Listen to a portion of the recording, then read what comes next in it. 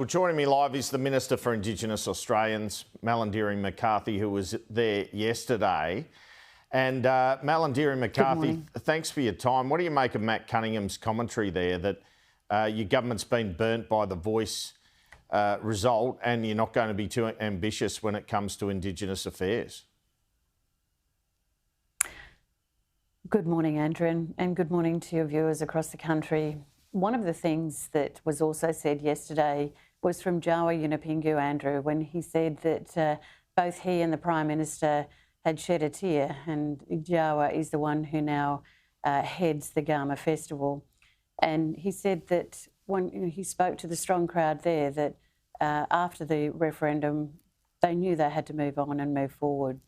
So moving forward is exactly what our government has been doing, and working with the Coalition of Peaks, working with organisations across Australia and with state and territory governments to try and close the gap, Andrew. It's a tough journey, and of course there's always people lamenting the fact that we didn't win the referendum, but we don't have the luxury of that in government. We have to stay focused on still moving forward. What do you make of Denise Bowden's comments then? It's a fraud on the nation to treat those in the cities, or rich areas in the cities, the same as those in the bush? Denise Bowden has made those comments on numerous occasions over the years, and with her role in particular in North East Arnhem Land, it's quite clear to see where Ms Bowden is coming from, and it's quite appropriate in terms of the area that she works in with the Yothundi Foundation and the communities of North East Arnhem Land.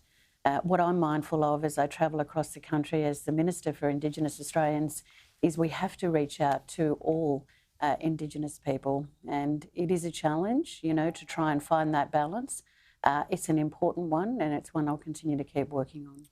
There was money famously set aside in the budget for a McCarthy commission. Has the Prime Minister or his people given you any guidance as to what to do with that or what should happen with that?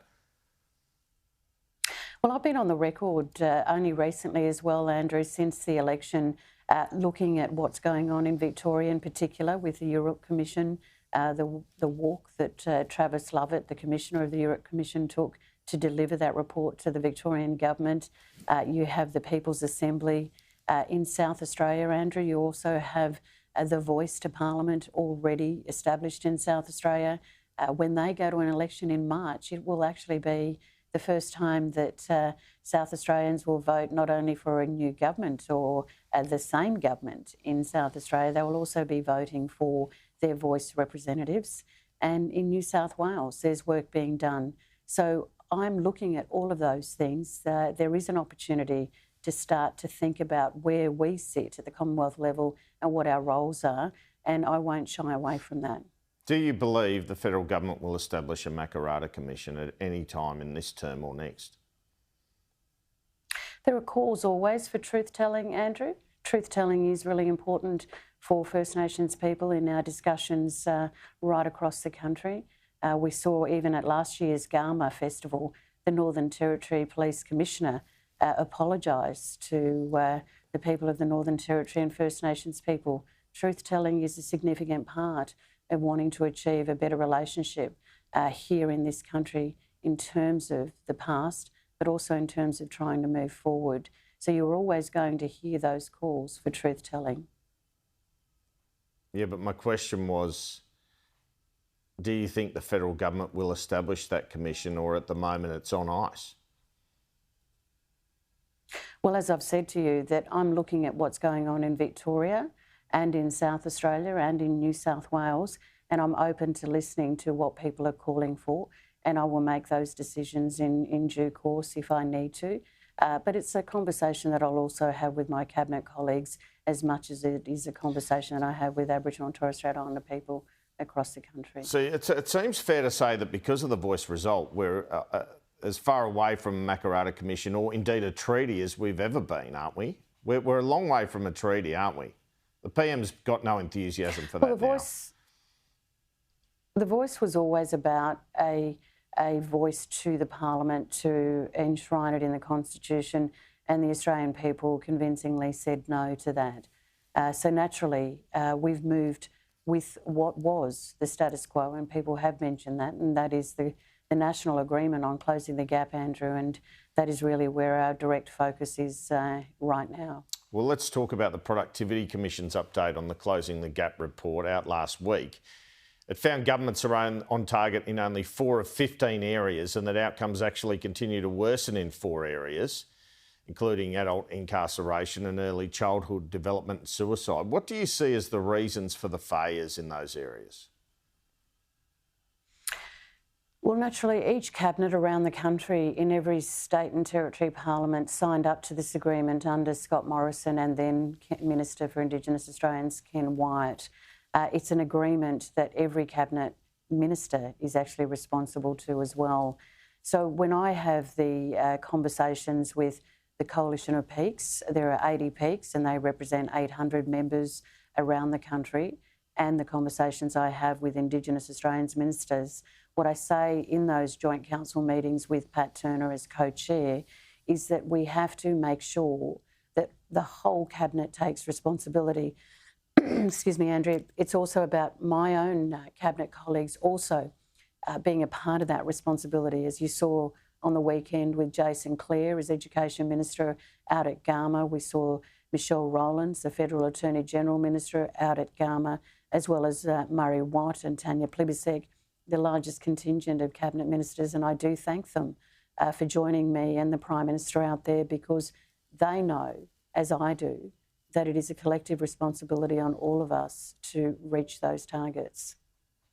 That report also found the tough on crime policies of governments like the Northern Territory and Queensland weren't helping when it comes to these targets. But those administrations, I guess, would report that their policies are working to crack down on crime. So what would you say to that? Yes, I do want to meet with the Chief Minister of the Northern Territory, and I do have correspondence in terms of her other ministers, and I've met with Steve Edgington, the Indigenous Australians Minister for the Northern Territory. What I've said to them is that there needs to be a really strong look, in particular, at the increase of numbers in the justice system here in the Northern Territory. I've gone to the prisons in Alice Springs and in Darwin. I've talked to corrections staff, I've talked to prisoners. The balance of incarceration is far outweighing, the push on the other side to keep the community safe, in the sense that you have more people in remand. In Alice Springs, Andrew, you have nearly 50% of the prison population on remand, and they haven't even had a chance to appear in court. So the overcrowding issues are absolutely problematic and a real concern on a human rights scale as well. So these are the conversations that I hope to have in coming weeks. Just excuse me, I think I might be coming down with something too. Just excuse me.